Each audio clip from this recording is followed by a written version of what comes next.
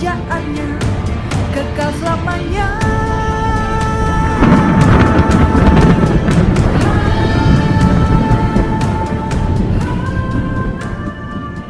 Salam sejahtera saudaraku yang dikasihi Tuhan Yesus Kristus. Salam.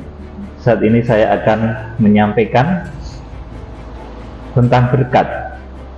Saudara pasti ingin diberkati oleh Tuhan. Amin. Dan ingin diberkati secara melimpah dan luar biasa, dan itu akan terjadi juga memang di dalam kegerakan hujan akhir, terutama ketika nanti kita dipakai oleh Tuhan untuk menjadi alat penggenap dari kegerakan kitab Wahyu 7 tahun terakhir.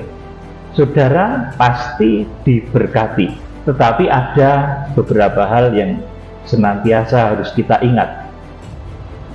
Ada 2 hal yang penting untuk kita ketahui. Yang pertama, kalau saudara ingin diberkati dengan 7 perkara sesuai yang tertulis dalam kitab Wahyu pasal 5 ayat 12 itu, saudara betul-betul diberkati Tuhan, kesehatan saudara dijaga Tuhan, saudara berkelimpahan baik secara berkat jasmani maupun berkat rohani. Maka 2 hal ini harus saudara perhatikan. Yang pertama itu bertobat dari segala macam dosa. Saudaraku, ini yang pertama. Di akhir zaman, saudaraku, akan dicurahkan berkat yang luar biasa yang berupa 7 perkara yang senantiasa dikejar-kejar manusia, dan itu nanti Tuhan akan berikan kepada kita. Adapun penghalang datangnya berkat itu ada banyak di dalam kitab Wahyu, ditulis dalam kitab Wahyu pasal 2 dan pasal 3. Itu banyak sekali dosa-dosa jemaat akhir zaman. Nah, yang pertama yang menghalangi saudara diberkati itu adalah dosa-dosa saudara. Saudara nggak mau berubah dari dosa-dosa, dari kecanduan dosa. Dosa itu seperti candu ya saudaraku. Begitu kita mereguk, mencoba, maka kita akan selalu ketagihan untuk melakukannya kembali. Ini tentang dosa. Kemudian yang kedua, kalau saudara ingin diberkati di dalam kegerakan hujan akhir, di dalam 7 tahun terakhir di dalam kegerakan kitab Wahyu, maka saudara harus berada di dalam pengajaran yang benar, dan saudara harus menjauhi dari ajaran-ajaran yang salah. Jadi ada 2 hal yang patut saudara ketahui. Ini tersirat di dalam kitab Wahyu pasal 2 dan pasal 3, bahwa orang-orang yang akan diberkati, yang nanti disebut sebagai jemaat yang berkarakter 7 kaki dian emas itu adalah jemaat yang pertama, itu yang mau bertobat dari dosa-dosanya. Kemudian yang kedua, itu adalah jemaat yang bertobat dari ajaran-ajaran yang salah. Ada 2 poin ini. Saudara, orang yang bertobat dari dosa itu sudah bagus. Tetapi, saudaraku, kalau dia masuk di dalam satu ajaran yang salah, maka dia akan jalannya tersesat. Oleh karena itu, selain dia harus disucikan, dikuduskan, juga harus memiliki dasar-dasar ajaran tentang eskatologi, tentang akhir zaman yang benar, yang alkitabiah. Saudara yang dikasihi Tuhan Yesus Kristus, jadi penghalang datangnya berkat itu ada banyak di dalam Alkitab. Kitab Wahyu pasal 2 dan Wahyu pasal 3 itu diterangkan tentang dosa-dosa dalam jemaat akhir zaman. Namun dari sekian banyak dosa itu, saya bagi menjadi 2 saja yang utama, yaitu yang pertama itu adanya berbagai macam dosa. Kemudian yang kedua itu adanya pengajaran-pengajaran yang salah. Saudara, oleh karena itu dalam kegerakan kitab Wahyu selalu saya sampaikan, kita harus betul-betul berada di dalam jalur treknya firman, Alkitab dan Roh Kudus. Kita jangan sedikit-sedikit kemeroh, saudaraku. Sedikit-sedikit penglihatan tetapi tidak berdasar kepada firman. Juga kita jangan terlalu sok firman tetapi kita tidak mendengarkan kemauan-kemauan Roh Kudus, nanti kita menjadi salah seperti orang Farisi. Jadi saudaraku, datangnya berkat-berkat itu saudaraku juga tidak datang bareng. Jadi memang di akhir zaman nanti sebentar lagi saudara itu akan dikaruniai oleh Tuhan berkat-berkat yang besar, berkat-berkat yang dahsyat, 7 perkara besar, tetapi berkat-berkat itu datangnya itu tidak sekaligus. Ini saudara harus ingat. Tetapi saudaraku, dari jenis dosa yang bisa saudara pertobatkan, maka jenis berkat itu akan didatangkan oleh Tuhan kepada saudara. Di dalam kitab Wahyu pasal 5 ayat 12 itu ada 7 perkara. Nah, dari pertobatan yang saudara kerjakan itu nanti akan menghasilkan berkat-berkat yang berbeda. Di dalam kitab Wahyu pasal 2 dan pasal 3 ini di sana dituliskan. Jadi mulai Wahyu pasal 2 dan Wahyu pasal 3 itu Tuhan sudah mengarahkan sebetulnya saudaraku, satu persatu cara memperoleh berkat 7 perkara itu. Jadi berkatnya jemaat Efesus itu beda dengan berkatnya jemaat Smyrna, sesuai dengan kelebihan dan kekurangan masing-masing. Tetapi nanti setelah dosa-dosa jemaat, setelah kekurangan jemaat, baik jemaat Efesus, Smyrna, Pergamus, Tiatira, artinya apa? Dosa-dosa jemaat di akhir zaman itu disucikan, kemudian hidupnya dibaharui dari hari ke hari, lama-lama menjadi sempurna, kemudian memiliki karakter yang ditetapkan oleh Tuhan seperti 7 kaki dian emas. Maka jemaat yang sudah betul-betul berkarakter 7 kaki dian emas itu, maka kemudian keseluruhan berkat itu baru akan dicurahkan. Jadi 7 perkara itu akan saudara peroleh nanti ketika saudara sudah berhasil mengalahkan dosa-dosa yang pertama. Kemudian yang kedua, saudara juga berhasil mengalahkan pengajaran-pengajaran yang salah. Saudara, sudah saya terangkan berulang kali, kita di dalam kegerakan kitab Wahyu di akhir zaman itu yang kita bawa itu jiwa-jiwa manusia. Maka harus berhati-hati di dalam membawa jiwa-jiwa manusia. Jangan sampai orang-orang yang kita bawa, yang mengikuti kita itu jadi orang-orang yang nantinya malah tersesat. Itu jangan sampai, saudaraku. Oleh karena itu kita harus mengontrol diri. Seperti Timotius di dalam surat Timotius itu katakan, hendaklah waspada dengan apa yang kau ajarkan dan senantiasa harus kontrol diri. Kurang lebih isinya seperti itu. Kita akan melihat berkat apa yang disiapkan oleh Tuhan untuk kita di akhir zaman. Kita itu akan diberkati, saudaraku. Di dalam waktu dekat tidak lama lagi kita akan diberkati secara luar biasa. Dan berkat itu begitu dahsyat dan luar biasa. Kita akan baca Wahyu pasal 5 ayat yang ke-12. Saya mohon dibacakan Wahyu 5 ayat 12. Katanya dengan suara nyaring, anak domba yang disembelih itu layak untuk menerima kuasa dan kekayaan dan hikmat dan kekuatan dan hormat dan kemuliaan dan puji-pujian. Amin. Saudaraku, jadi ini ada 7 perkara. Anak domba yang disembelih itu layak untuk menerima kuasa. Anak domba yang disembelih itu Tuhan Yesus, ya saudaraku. Jangan saudara ngomong itu orang lain lagi, saudaraku. Ini Tuhan Yesus, saudaraku, layak untuk menerima kuasa. Nah, Tuhan itu menerima ke-7 perkara itu kemudian diserahkan kepada kita, saudaraku, untuk kita melaksanakan pekerjaan Tuhan di akhir zaman. Ke-7 perkara yang sudah dimiliki oleh Tuhan Yesus kemudian dipercayakan kepada kita, itu yang pertama, itu kuasa, kemudian kekayaan. Saudara akan mendapat kuasa juga, kuasa untuk mendoakan, menyembuhkan orang, kuasa untuk memberkati orang. Tapi nggak usah kuasa mengutuk, ya. Saya nggak pernah meminta kuasa untuk mengutuk orang, itu saya nggak pernah, saudaraku. Kuasa untuk memberkati orang, kuasa untuk mendoakan orang supaya sembuh, supaya sehat. Sudah akan peroleh itu kemudian saudara juga akan beroleh kekayaan, kemudian juga hikmat, kemudian kekuatan, hormat, dan kemuliaan dan puji-pujian. Saudara, ini sebetulnya tersembunyi sejak kitab Wahyu pasal 2 dan pasal 3, di mana ketujuh perkara itu, saudaraku, ini diberikan kepada ketujuh jemaat itu satu persatu. Saudaraku, jadi yang diberikan kepada jemaat Efesus itu beda dengan yang diberikan kepada jemaat Smyrna. Jemaat Smyrna itu miskin, saudaraku, maka hadiahnya juga beda, saudaraku.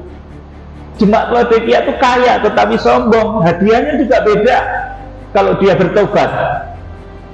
Jemaat Smyrna tadi miskin tetapi dia teguh, saudaraku. Kalau dia terhindar dari rasa takutnya, rasa takut untuk berkorban dan lain sebagainya, hadiahnya itu beda. Jemaat Efesus itu kehilangan kasih mula-mula, kayaknya hebat tetapi ternyata hilang kasih mula-mulanya. Itu berkatnya juga beda. Nah, mulai dari Wahyu pasal 2 dan Wahyu pasal 3 itu kemudian kesempurnaannya di Wahyu pasal 5 ayat 12 ini. Ketujuh perkara itu akan diberikan kepada jemaat yang berkarakter Efesus, Smyrna, Pergamos, Tiatira, Sardis, Philadelphia maupun Laodikia. Nanti kesemuanya akhirnya akan menjadi jemaat yang tertempa seperti 7 kaki dian emas. Sesudah itu baru ketujuh perkara itu saudara miliki semua. Jadi ketika penyucian dan pendamaian di Wahyu pasal 2 itu berkatnya beda-beda. Jadi nggak usah iri. Nanti kalau Efesus itu nanti berkatnya apa, nanti kita akan lihat. Smyrna itu berkatnya apa, kita akan lihat. Nanti juga kaitannya dengan Wahyu pasal 5 ayat 12 ini. Sudah yang dikasih Tuhan, jadi ketujuh jemaat itu baru bisa menerima 7 perkara secara komplit, ya. Ketujuh berkat itu secara komplit itu setelah Wahyu pasal 5 ayat 12 itu digenapi, saudaraku. Tetapi manusia itu namanya penuh dengan darah daging, penuh dengan keinginan. Kadang Roh Kudus itu menegur, saudaraku, yang engkau kejar itu berkat surgawi, buah-buah Roh Kudus. Tetapi adakah hidupmu itu sudah seperti apa yang disuratkan memiliki buah-buah Roh Kudus? Ternyata malah sebagian besar orang itu dia menunjukkan buah-buah daging, tanda-tanda kedagingan, kecemaran, hawa nafsu, penyembahan berhala, sihir, pesta pora, dan sebagainya. Itu justru yang malah lekat di hati manusia, dan manusia harus bertobat kalau ingin memperoleh ketujuh perkara itu. Jadi ketujuh perkara yang dahsyat di Wahyu pasal 5 ayat 12 itu semua komplit diberikan di Wahyu pasal 5 ayat 12 ketika nanti jemaat sudah tertempa menjadi seperti 7 kaki dian emas. Tetapi ingat juga, setelah kita nanti dipermuliakan, maka kita juga harus bisa menggunakan berkat itu untuk kemuliaan anak domba. Jadi kalau kita diberkati, ya saudaraku, itu jangan dipakai untuk pesta pora, saudaraku, untuk kemuliaan anak domba. Saudaraku, jangan dipakai untuk menuruti keinginan hawa nafsu dan daging, tapi pakailah untuk menuruti keinginan Roh Kudus. Kalau sudah diberkati itu seperti itu, sudah digerakkan oleh Tuhan menopang pelayanan hamba Tuhan, kerjakan, saudaraku. Sudah diberkati melimpah itu jangan malah saudara pesta. Ya pesta kalau syukuran boleh, ya saudaraku, bersyukur saya sudah diberkati, saya menyelenggarakan syukuran kalau bahasa Jawanya itu, ya saudaraku. Tapi nggak usah pesta yang kemudian menimbulkan orang justru lebih banyak condong kepada perbuatan-perbuatan daging. Saudara, saya akan menerangkan di dalam kitab Wahyu pasal 2 dan Wahyu pasal 3 itu tiap jemaat itu diarahkan untuk terima berkat yang beda-beda. Kita akan mulai dari berkatnya jemaat Efesus, ya.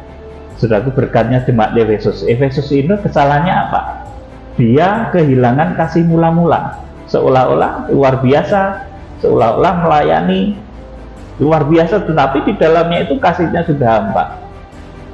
Kalau dia berhasil bertobat dari dosa-dosa, kehilangan kasih mula-mula, maka Efesus akan diberi hadiah. Kita akan membaca Wahyu pasal 2 ayat yang ke-7 saja. Ini hadiah untuk jemaat Efesus, berkat untuk jemaat Efesus. Siapa bertelinga, hendaklah ia mendengarkan apa yang dikatakan Roh kepada jemaat-jemaat. Barang siapa menang, dia akan kuberi makan dari pohon kehidupan yang ada di taman Firdaus Allah. Amin. Ini hadiah untuk jemaat Efesus. Saudaraku, ini nanti erat kaitannya dengan Wahyu pasal 5 ayat 12 tadi, dengan 7 perkara. Tetapi di sini masih agak samar. Di sini masih dikatakan kuberi makan dari pohon kehidupan yang ada di taman Firdaus Allah. Ya, saudara, jadi ini berkat untuk jemaat Efesus, orang yang kehilangan kasih mula-mula tetapi mau bertobat. Kepada jemaat Efesus hadiahnya apa? Diberi makan, artinya tidak akan mengalami kekurangan makan minum baik secara jasmani maupun secara rohani. Ini hadiah untuk jemaat Efesus. Itu beda. Kuberi makan dari pohon kehidupan yang ada di taman Firdaus Allah. Artinya apa? Dia akan terpelihara dari sakit penyakit, karena pohon kehidupan itu menyembuhkan. Kalaupun sakit, dia akan mendapat lawatan jamahan malaikat dan disembuhkan, bahkan sampai sempurna ketika nanti harus menyambut kedatangan Tuhan Yesus Kristus hidup-hidup. Ini berkat jemaat Efesus. Dia diberi makan dari pohon kehidupan. Kesehatannya itu dijaga, saudaraku.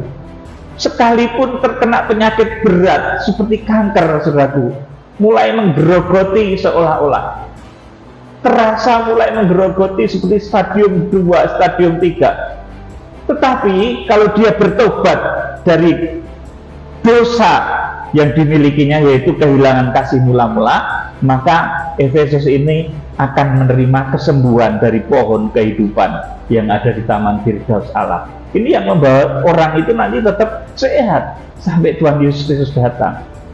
Kemudian hadiah kepada jemaat Smyrna.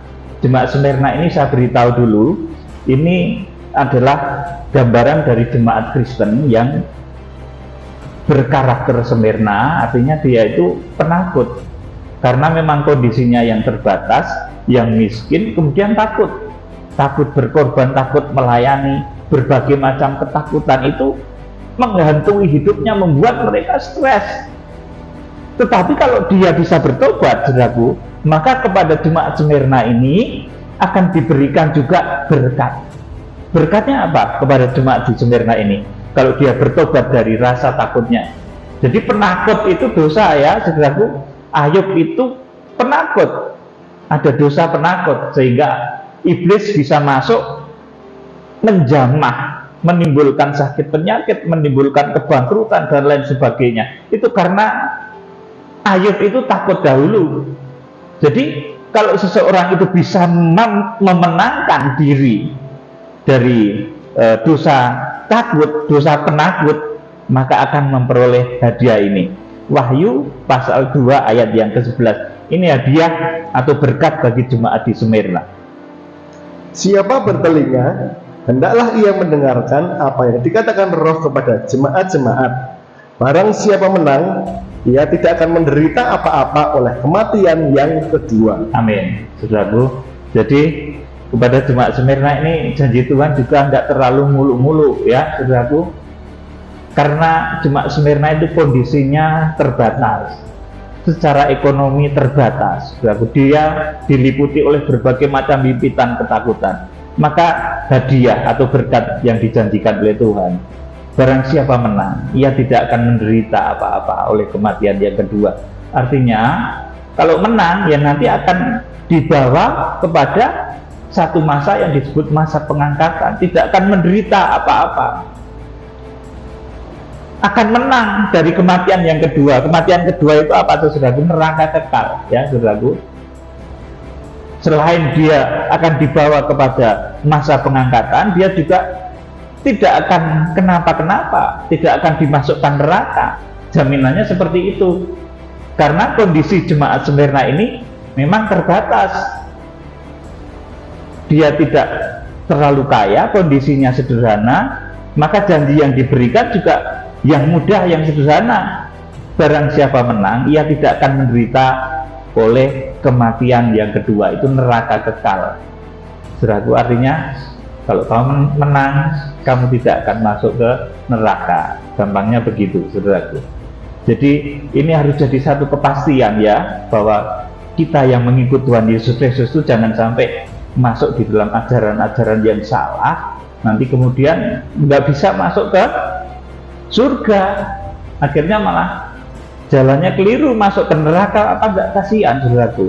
Oleh karena itu, sebagai penuntun-penuntun di akhir zaman, pemimpin-pemimpin di akhir zaman, pastikan bahwa apa yang kau ajarkan itu benar. Saudara, kemudian berkat untuk jemaat di Pergamus itu beda lagi.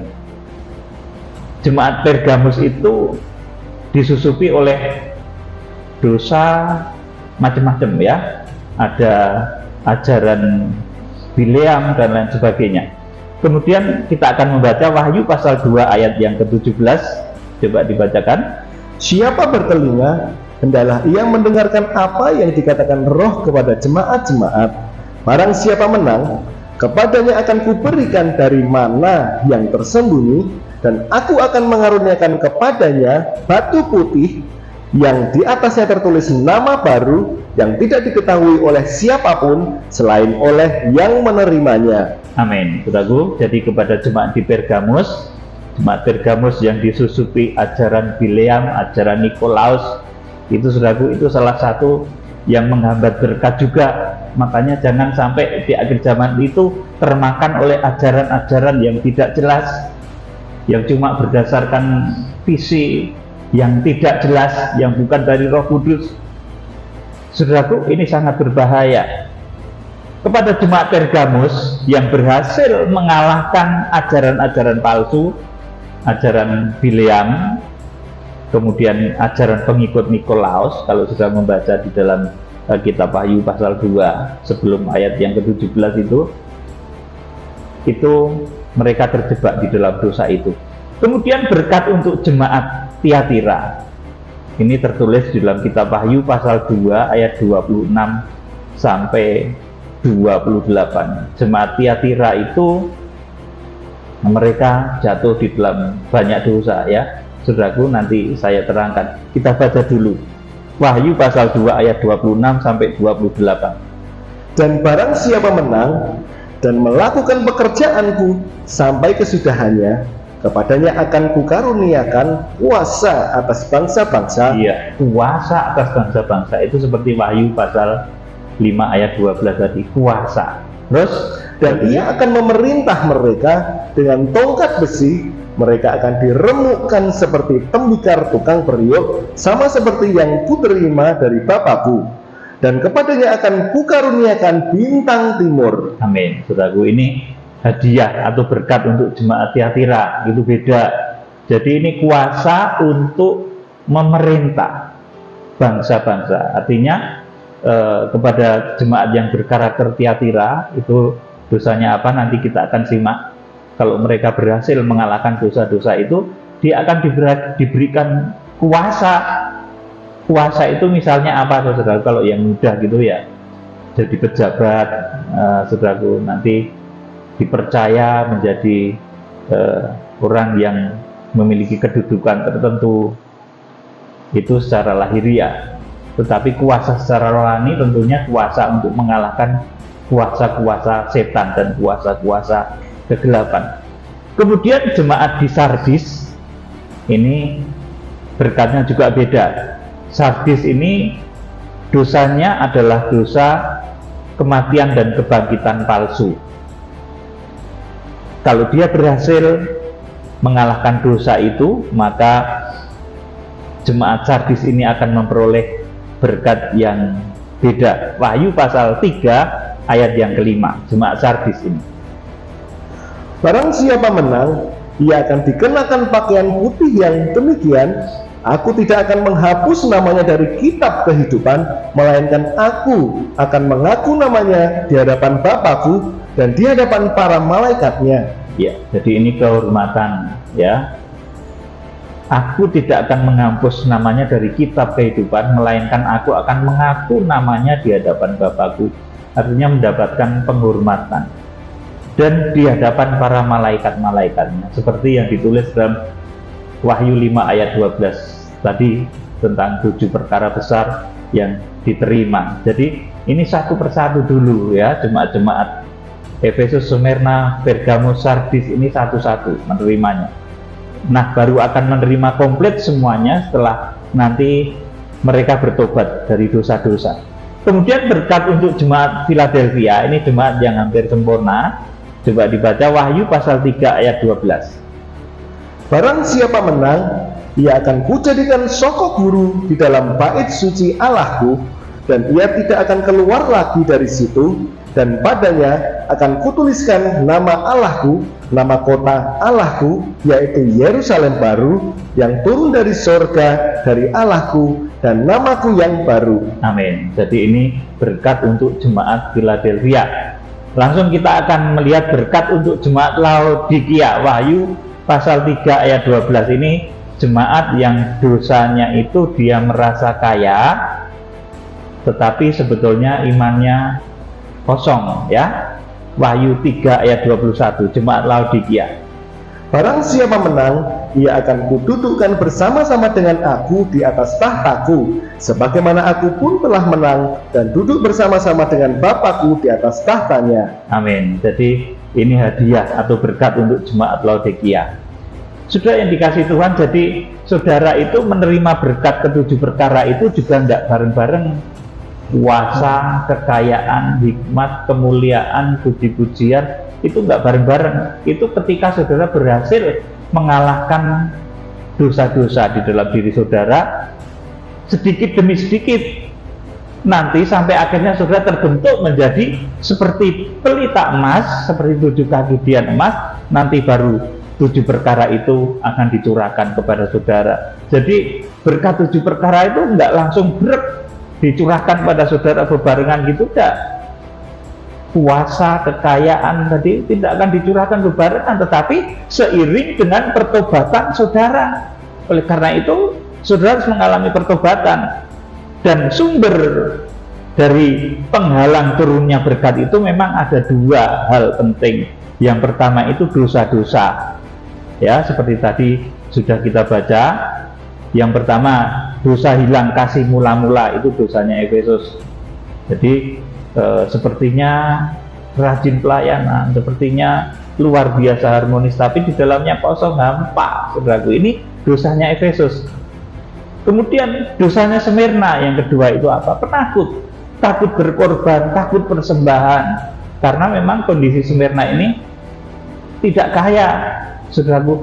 Kemudian yang ketiga ini ajaran Bileam, kemudian menyembah berhala, kemudian zina, itu dosa yang terjadi di jemaat Pergamus.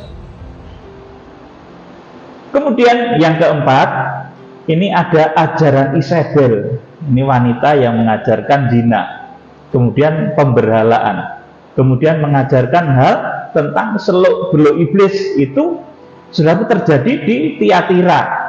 Tadi hadiahnya atau berkatnya kalau jemaat Tiatira itu bertobat, sudah kita baca tadi hadiahnya apa. Nanti saudara simak di atas tadi yang sudah saya sampaikan.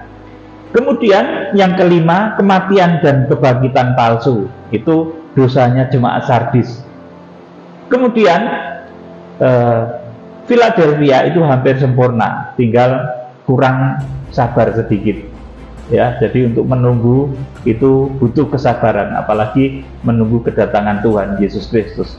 Kemudian yang ketujuh itu dosa suam kuku, merasa kaya, tetapi sebetulnya dia miskin, buta dan telanjang. Ini jemaat Laodikia, dan hadiahnya nanti itu beda-beda. Berkatnya juga beda-beda. Jadi 7 jemaat di akhir zaman, Efesus, Smyrna, Pergamus, Tiatira, Sardis, Philadelphia, dan Laodikia, itu berkatnya sendiri-sendiri. Karena dosanya juga beda-beda. Mereka melakukan pertobatan yang berbeda-beda. Maka berkatnya juga berbeda-beda. Saudaraku, dan nanti puncaknya itu di Wahyu pasal 5 ayat yang ke-12. Ketujuh perkara itu akan diberikan setelah ketujuh jemaat tadi mengalami penyempurnaan. Sifatnya menjadi 7 kaki dian emas. Saudaraku, jadi sumber penghalang berkat itu yang pertama itu dosa-dosa seperti sudah saya bacakan tadi. Kemudian yang kedua, ini sumber dari penghalang berkat itu adalah ajaran yang salah. Ya, saudaraku, ajaran itu ibarat makanan, saudaraku. Apabila orang itu tidak memakan, apabila orang itu tidak memakan sesuatu yang sehat, tidak memakan sesuatu yang baik, akhirnya banyak penyakit yang bisa membawa pada kematian. Demikian pula orang yang tidak memakan makanan rohani yang benar, maka manusia rohaninya bisa jadi sakit dan bisa membawa pada kematian kekal, artinya menjadi masuk neraka. Jadi ajaran yang salah itu berbahaya, saudaraku, karena ibarat makanan. Apa yang kita dengar itu ibarat, saudaraku, kalau domba gitu, saudaraku, kalau makanannya benar ya nanti akan bertumbuh, berkembang, saudaraku. Tetapi kalau makanannya nggak benar nanti akan sakit. Saudara yang dikasihi Tuhan, kita akan membaca di dalam 2 Timotius 4 ayat 1 sampai 5. Ini tentang ajaran yang sehat. Kita akan membaca 2 Timotius 4 ayat 1 sampai 5. Penuhilah panggilan pelayananmu. Ya. Ayat yang pertama. Di hadapan Allah dan Kristus Yesus yang akan menghakimi orang yang hidup dan yang mati, aku berpesan dengan sungguh-sungguh kepadamu demi penyataannya dan demi kerajaannya. Terus, beritakanlah firman, siap sedialah baik atau tidak baik waktunya, nyatakanlah apa yang salah, tegurlah dan nasihatilah dengan segala kesabaran dan pengajaran. amin. Jadi beritakan firman kebenaran.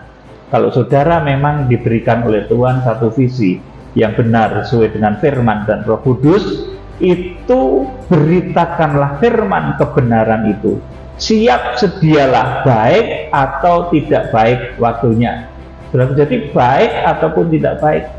Artinya ketika kita mungkin sedang nggak punya duit, itu kan nggak baik ya, saudaraku. Tapi saudara diberi kepercayaan oleh Tuhan untuk menyampaikan sesuatu yang benar, ya tetap sampaikan. Jangan karena saudara nggak punya duit terus saudara patah semangat, atau mungkin sakit sedikit, saudara dalam kondisi yang agak sakit, kemudian saudara nggak lagi menyampaikan firman, saudara takut menyampaikan kebenaran. Jadi kita harus memberitakan firman kebenaran, siap sedia baik atau tidak baik waktunya. Nyatakanlah apa yang salah. Kalau ada orang yang salah, ya meskipun tua ya kita tegur, saudaraku. Jangan karena misalkan karena hubungan darah seseorang yang lebih tua dari kita mungkin, saudaraku, melakukan kesalahan dan kita tahu itu salah, ya kita tegur, saudaraku. Meskipun itu ibu saya sekalipun, saudara, kalau melakukan sesuatu yang salah itu saya tegur, saudaraku. Jadi seperti itu. Timotius itu jangan dianggap mudah kalau dia sedang menyampaikan kebenaran. Meskipun kepada orang yang lebih tua, dia tetap sampaikan kebenaran, dia tetap menegur, dia tetap menasehati dengan segala kesabaran dan pengajaran. Ya, saudaraku, jadi kalau kita menegur orang, apalagi yang lebih tua, itu memang harus menasehati dengan sabar dan pengajaran. Ya, saudaraku, saya ibaratkan begini. Kita itu dahulu kecil, ya saudaraku. Kadang kita nggak tahu di depan kita itu ada bahaya atau tidak. Itu orang tua kita yang nuntun kita. Jangan ke situ, nak, nanti kamu jatuh. Sekarang sesudah kita dewasa, saudaraku, setelah saudara menjadi dewasa, itu kadang ada waktunya gantian. Mungkin papa atau mama sudah menjadi sepuh, menjadi lebih tua dari saudara. Kadang pandangan matanya sudah tidak tajam lagi, ya sudah harus tuntun. Kalau di depan itu ada parit mau jatuh, sudah harus ingatkan, jangan ke situ mama, nanti kamu jatuh mama. Yang lembut, jangan membentak ya sama orang tua, karena begitu ya saudaraku. Papa, di depan itu ada lubang, jangan masuk, ayo ikut, digandeng gitu saudaraku. Itu cara mengingatkan orang yang lebih tua itu seperti itu, dengan teguran, nasihat, dan kesabaran dan pengajaran. Ayat yang ketiga dibacakan Pak Tito. Karena akan datang waktunya, orang tidak dapat lagi menerima ajaran sehat, tetapi mereka akan mengumpulkan guru-guru menurut kehendaknya untuk memuaskan keinginan telinganya. Amin. Jadi di akhir zaman itu banyak orang itu yang akan menerima ajaran yang tidak sehat. Dikatakan di sini ayatnya, karena akan datang waktunya orang tidak lagi menerima ajaran sehat. Jadi ajaran yang sehat itu malah tidak akan diterima. Akan datang waktunya orang tidak lagi menerima ajaran sehat. Jadi khayalan-khayalan saudaraku, halusinasi, kemudian berbagai macam hal yang tidak benar, saudaraku, itu malah masuk di telinga. Sesuatu yang tidak sesuai dengan firman Tuhan itu malah dimasukkan karena asik mendengar cerita-cerita yang seperti itu, saudaraku. Seperti dongeng-dongeng nenek tua, itu asik kalau didengarkan, saudaraku, tetapi tidak akan membawa saudara kepada kedewasaan rohani. Makanya di sini dikatakan, karena akan datang waktunya orang tidak lagi menerima ajaran sehat. Orang tidak dapat lagi menerima ajaran sehat. Jadi ajaran yang membuat rohani seseorang itu sehat, diberkati, itu malah susah diterima. Tetapi ajaran-ajaran yang konyol, kolot, saudaraku, itu malah banyak diterima, saudaraku, karena memang sudah tertulis seperti itu. Karena akan datang waktunya orang tidak dapat lagi menerima ajaran sehat. Diberi cerita-cerita, saudaraku, yang tidak benar menurut Alkitab. Dipikir dengan hikmat pun tidak masuk hikmat. Saudaraku, itu diterima, itu konyol namanya. Yang seperti itu jangan diikuti, karena itu nanti akan membuat jalan saudara tersesat dan saudara sulit diberkati. Orang yang memasukkan ke dalam dirinya itu ajaran-ajaran yang nggak benar, itu sulit diberkati hidupnya, saudaraku. Betul-betul sulit diberkati. Ayat yang keempat, mereka akan memalingkan telinganya dari kebenaran dan membukanya bagi dongeng. Iya, jadi dongeng. Seperti dongeng itu senang. Kalau ada orang khotbah, itu khotbahnya kayak dongeng. Dongeng tentang malaikat. Ya, pokoknya model-model dongeng itu senang, saudaraku. Tetapi kalau kebenaran yang menyucikan, yang menguduskan, yang menegur, itu nggak suka, karena sakit ya ditegur itu, saudaraku. Ditegur, dibenarkan itu sakit. Tetapi ketika seseorang itu mau merendahkan diri dan bertobat, maka berkat-berkat yang merupakan janji Tuhan di dalam Wahyu pasal 5 ayat 12 itu akan dicurahkan. Tetapi kalau orang itu tetap saja di dalam ajaran-ajaran yang nggak sehat, tidak sehat secara rohani, ajaran-ajaran yang salah, nanti orang-orang semacam itu dikatakan mereka akan memalingkan telinganya dari kebenaran dan membukanya bagi dongeng. Kemudian ayat yang kelima, tetapi kuasailah dirimu dalam segala hal, sabarlah menderita, lakukanlah pekerjaan pemberita Injil, dan tunaikanlah tugas pelayananmu. Amin. Saudaraku, jadi di dalam kegerakan Kitab Wahyu, seperti yang sudah saya sampaikan kepada saudara, saya sudah menyampaikan mengenai kronologis Kitab Wahyu, apa-apa yang terjadi di akhir zaman, detail kronologisnya itu seperti apa. Saudara sudah mengerti akan ada 7 tahun masa yang sukar, kemudian akan terjadi juga event-event penting, salah satunya penyucian, pendamaian di akhir zaman, di mana Tuhan Yesus nanti akan menyucikan, mendamaikan jemaat-jemaat di seluruh penjuru bumi, memakai hamba-hamba Tuhan yang sangat diurapi, yang disebut sebagai ketujuh bintang, Wahyu pasal 1 ayat 16. Kemudian event yang penting lagi itu namanya nanti kegerakan kuda putih, itu Wahyu pasal 6 ayat 1 dan 2, di mana kita nanti akan dipakai untuk menjangkau bangsa Israel, mempertobatkan bangsa Israel, bukan dengan kuat kuasa kita, tetapi dengan kekuatan Tuhan Yesus Kristus. Itu Tuhan yang akan memperlengkapi kita. Kemarin saya sempat berdoa, karena ini kegerakan yang besar, tentunya memerlukan segala macam sumber daya, baik sumber daya manusianya, sumber daya dalam hal berkat dan lain sebagainya, itu dibutuhkan. Tetapi Tuhan katakan, semuanya akan Tuhan sediakan lewat mezbah Tuhan. Jadi saudara yang dipakai oleh Tuhan untuk kegerakan kitab Wahyu, yang menopang di dalam pikiran, di dalam pendanaan dan lain sebagainya, saya yakin itu atas kehendak Tuhan dan atas kehendak Roh Kudus untuk melaksanakan amanat agung Tuhan Yesus Kristus. Kemudian event yang penting lagi di akhir zaman adalah terjadinya pengungsian, kemudian pengangkatan, dan terjadinya masa antikris. Wahyu pasal 12 itu sudah terjadi. Pada waktu itu nanti akan terjadi yang sempurna, mencapai ruang Maha Kudus rohaninya, itu akan langsung harpaso, Wahyu pasal 12 ayat yang ke-5. Kemudian yang mencapai ruang kudus itu diungsikan, itu Wahyu pasal 12 ayat yang ke-6. Kemudian kanak-kanak rohani itu akan tertinggal, Wahyu pasal 12 ayat yang ke-17. Itu event yang penting. Kemudian masih ada satu, bahkan beberapa event yang penting yang kita harus ketahui.